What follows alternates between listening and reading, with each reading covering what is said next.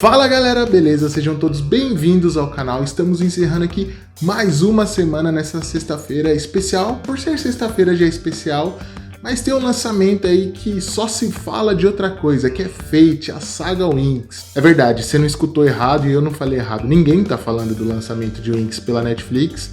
E eu tô muito nervoso com isso, porque eu acho genial eles adaptarem uma série live action baseada em Winx, porque o Winx era um desenho que era focado para meninas, mas não tinha como, velho, não existia homem hétero quando começava a abertura. Sei que você vai querer ser uma de nós. Winx, quando damos nossas mãos, nos tornamos poderosas, porque juntas somos invencíveis. E agora está ganhando uma adaptação aí no Netflix que estreou hoje. E a gente não tá aqui para falar dessa série, até porque eu ainda não assisti, então não tem como eu falar. Talvez eu já tenha assistido quando esse vídeo estiver indo ao ar, porque olha só, a magia do YouTube é assim. Eu gravo um vídeo antes e deixo gravado e subo na sexta-feira. Então eu tô falando aqui como se fosse sexta-feira, mas não é, tá?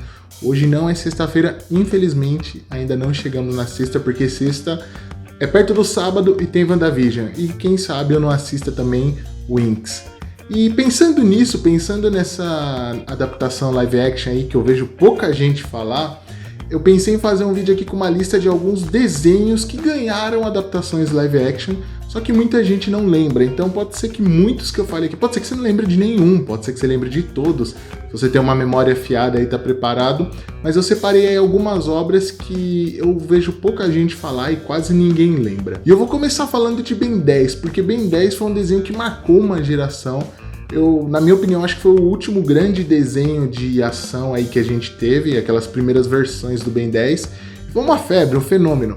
Tanto que ele ganhou 2 filmes pela Cartoon Network. Muitos desses filmes de desenhos que a gente vai falar aqui, muita gente não conhece porque eles foram lançados direto para a TV. Então, esse foi lançado pela Cartoon Network, não saiu nos cinemas.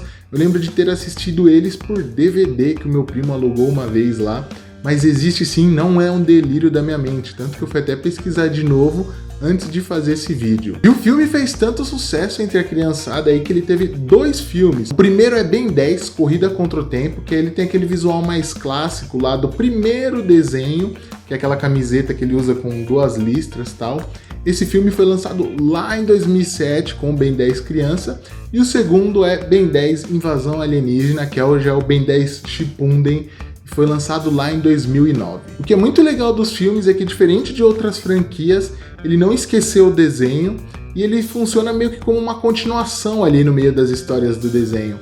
O primeiro, finalmente acabam as férias do Ben 10, porque já pararam pra ver que as férias dele nunca acabam, é tipo as férias do Phineas e Ferb. Ben 10 e a Gwen sempre estão de férias com o tio deles, né? E nesse longa não, nesse longa eles voltam pra escola lá em Baywood. Lá mesmo surge o vilão da trama, que é o Eon, que é um antigo encanador, era amigo inclusive do tio deles, que foge da prisão e tenta abrir uma fenda temporal para trazer alguns dos seus conterrâneos para conquistar a Terra, aquela coisa bem vilanesca. E esse filme foi muito bem recebido pela crítica, tanto que ganhou uma continuação.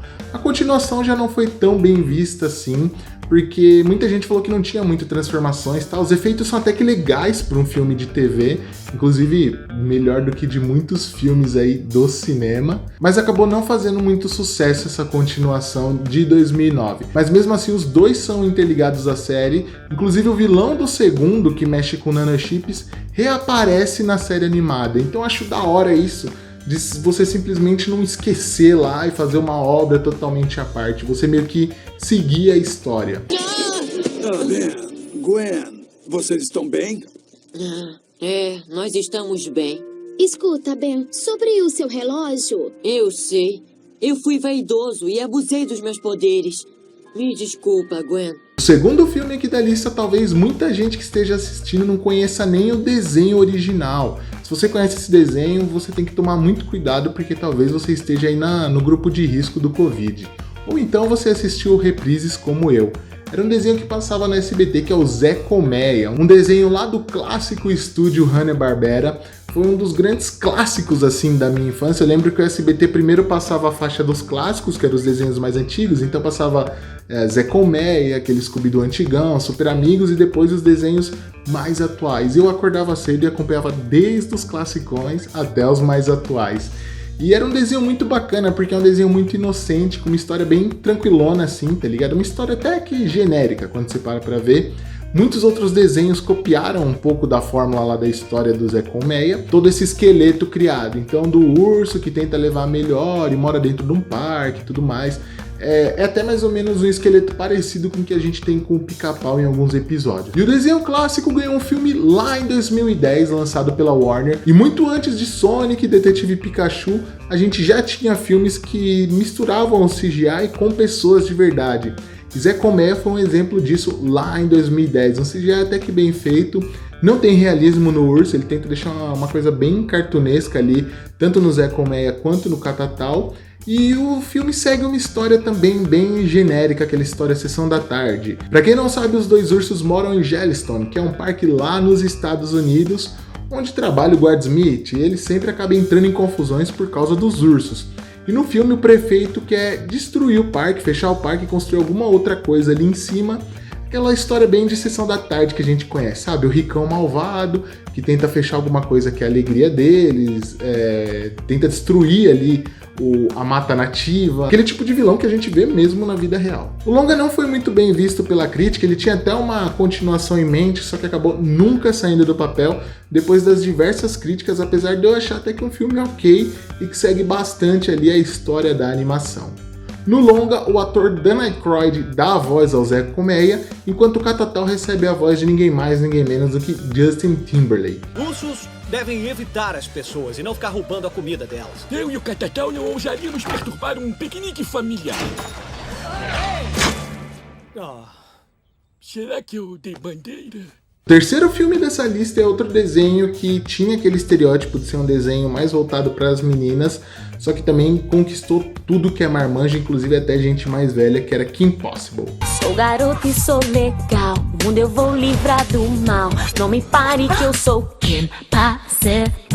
O desenho conquistou muita gente porque ele era voltado pra espionagem, tinha super vilões, uma coisa que todo mundo gostava na época, tá ligado?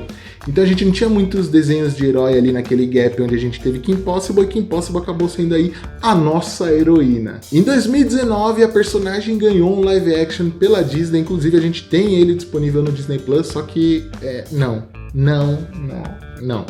O live action é muito fraco em relação à série original, tá ligado? Em alguns momentos a gente sente até meio que vergonha alheia desse longa. Ele segue mais ou menos a mesma história da animação, então você tem a Kim e o Ron lá, que são dois adolescentes que são espiões, lutam contra o crime, só que são os espiões menos secretos do mundo, porque todo mundo sabe quem que é Kim Possible, não tem essa questão da identidade secreta. E no longa eles enfrentam alguns vilões clássicos do desenho, como o Dr. Draken, a Shigo, que é o braço direito lá dele, o Professor Dementor. Então tem muitas referências à série original. Só que o roteiro acabou ficando um pouco fraco ali, dando até um pouco de sono. Eu não consegui terminar de assistir, mas é uma história bem genérica também. Acho que a criançada vai gostar, porque é um enredo simples com um pouquinho de ação ali, não aquela ação violenta, mas aquela ação Disney. E não dá nem pra falar que o problema do filme é o elenco, como a gente tem, por exemplo, em Ben 10, eu acabei não falando aqui, mas esses desenhos adolescentes aí de filmes acabam tendo um elenco um pouco mais raso, até porque são lançados direto pra TV. Mas em Kim Possible a gente tem meio que uma quebra desse paradigma e conta até com alguns grandes nomes, como a Sadie Stanley, que interpreta a personagem principal, a Kim Possible, Sean Gambron no papel de Ron, Taylor Ortega como Shigo, Alyson Hannigan como mãe da Kim, Isaac Ryan Brown como Wade, Todd Stakelwick como Dr. Draken, Peyton Oswalt como Professor Dementor e Ciara Riley Wilson como Athena. Você não escutou errado, essa Athena é uma personagem nova que aparece lá.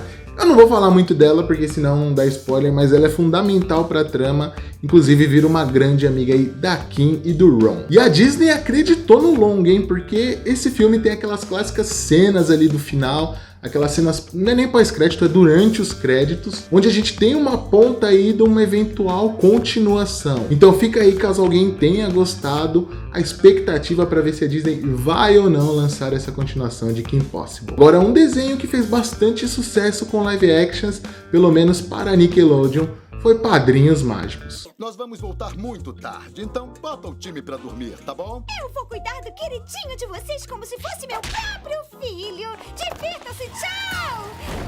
Tá legal, pirralho! Tchau pra cama! Mas Mas são só 6 e 4. Mas deve ser 9 e 4 em algum lugar. Muita gente não sabe, mas o desenho contém não um, não dois, mas sim 3 filmes. O filme se transformou numa trilogia que começou lá em 2011 com Padrinhos Mágicos Cresça Time Turner. Nesse longa aí, como o nome já sugere, eles tentam fazer que o time cresça, não só de tamanho, porque ele já é bem crescido de tamanho no longa, mas também a mentalidade dele, para que ele tente largar os padrinhos, que é uma coisa que a gente sabe que não acontece, senão não faz sentido continuar Padrinhos Mágicos. E eu conheci essa franquia através do especial de Natal, que é o Natal dos Padrinhos Mágicos, onde eles salvam o Natal, que é o segundo filme dessa trilogia. E eu achava muito bizarro, porque o Cosmo e a Wanda eram feitos de CGI, mas era um CGI muito borrachudo. E com isso acabou ficando uma coisa muito cartunesca. Era tipo como se você estivesse vendo o Jimmy Neutron na nossa realidade, alguma coisa assim desse tipo para eu tentar explicar para quem nunca viu.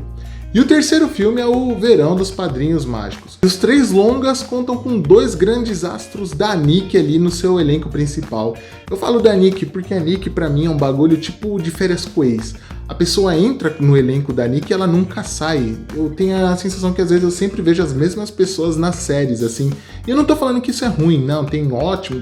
Meu, elenco team da Nick dá pau aí até, em alguns momentos, até em elencos da Disney. Então não tô falando que o elenco é ruim, eu só tô fazendo esse adendo aqui porque eu tenho essa impressão, não sei quanto a vocês, mas que tipo, a pessoa entra na Nick lá pra uma série X e ela faz outras 400 séries depois. E o que é bom também, porque querendo ou não, você ajuda a aumentar ali a carreira desse ator ou atriz, você incentiva ali a carreira dessa pessoa. No longa a gente tem ninguém mais, ninguém menos do que Drake Bell no papel de Timmy Turner. É isso mesmo, Drake Bell do Drake Josh. É muito esquisito ele de Timmy Turner, porque ele não parece o Timmy Turner. Mas fizeram isso aí no filme. Isso aí acabou ficando um pouco... O que teve de fidelidade ali no Cosmo e na Wanda faltou aí nos personagens principais. E a gente tem a Daniela Monet, que é aquela irmã da Tori lá em Brilhante Vitória, como Tutti, que é aquela menina que usava aparelho e óculos e o time vivia correndo nela. Spoiler, nos filmes eles são namorados. É isso mesmo, parece que o jogo virou. E o último filme aqui dessa lista que a gente vai falar hoje é um filme que, pelo amor de Deus, se você não lembra desse filme, eu tenho inveja de você. Se você nunca assistiu, eu também tenho inveja. Não procure pra assistir, porque é a coisa mais bizarra que eu já vi. Não a mais bizarra, mas uma das. Na verdade, esse aqui é um desenho que foi baseado em um brinquedo, é isso mesmo. Lá em 1998, a Mattel lançou o Max Steel, que era um personagem ali próprio, onde ela criava ali seus bonecos sem ter que pagar direito pra ninguém. E lá nos anos 2000 ele ganhou a sua série própria, que era muito bacana. Inclusive teve várias temporadas, vários reboots e pelo que eu me lembro, assim, eu não sou muito fã do Max Steel, mas as vagas memórias que eu tenho é que eram legais as séries, né? Que mostrava um pouco ali do lado do esporte. Ele começou meio esportista, mas depois virou uma parada mais high-tech ali contra super vilões mesmo. E em 2016 tiveram a ideia de lançar um filme baseado no herói. Até aí tudo bem, o problema é que o filme não é nada baseado no herói, tá ligado? Não é nada, é muito ruim. O roteiro não faz sentido nenhum. Você começa a assistir, você acha que você tá entendendo, do nada é outra coisa. Você não pode nem falar que é da Warner, porque não é da Warner. Ele foi distribuído aí pela Universal, então não pode falar que teve cortes da Warner. É muito ruim, é muito ruim. E o pior de tudo, que não é um filme de TV, não foi um filme que foi lançado direto pra TV. Ele foi lançado no cinema, inclusive ele chegou em alguns cinemas aqui do Brasil. Infelizmente ele chegou. Sabe, eu fico muito feliz de não ter ido assistir isso no cinema. Eu assisti depois de muito tempo aí na internet, ainda bem que de graça. Mas de graça foi caro, velho, porque o tempo não volta, é muito ruim. É muito fraco, sabe? E o que eu fico mais assim é que é um personagem que teria tudo pra dar certo, porque a gente vive na era dos heróis, né? Querendo ou não, a gente vive. Os filmes, talvez alguns dos filmes de maior sucesso, aí você pegar o top 10 aí dos últimos anos, 7 ou 8 devem ser de heróis. Então, estavam com a faca e o queijo na mão, você criar um herói diferente ali, uma outra abordagem. Faz o roteiro redondinho, não precisa inventar muito, faz baseado lá nas séries de Max Steel que tinha antes. Aí sabe o que eles fizeram com as séries de Max Steel antigas? Eles fizeram isso com as séries antigas de Max Steel. Bom, galera, então é isso. Essas foram 5 adaptações live action que você talvez não saiba que existiu. Se você sabe, deixa aqui nos comentários quantas você sabia. Só não dá spoiler pra quem for assistir depois, pra eu conseguir segurar a galera até o final, viu? Ajuda nós aqui. Não esquece também de curtir o vídeo, se inscrever no canal. E já deixa aqui também, se você tá assistindo o Inc, se vale a pena eu começar ou não. O que você tá achando? Se você já tá assistindo hoje, já logo na estreia ou não, quando você estiver assistindo esse vídeo aí também, se você estiver assistindo semana que vem ou daqui a 3 anos, deixa aqui nos comentários também, tá bom? Valeu, pessoal, e até a próxima!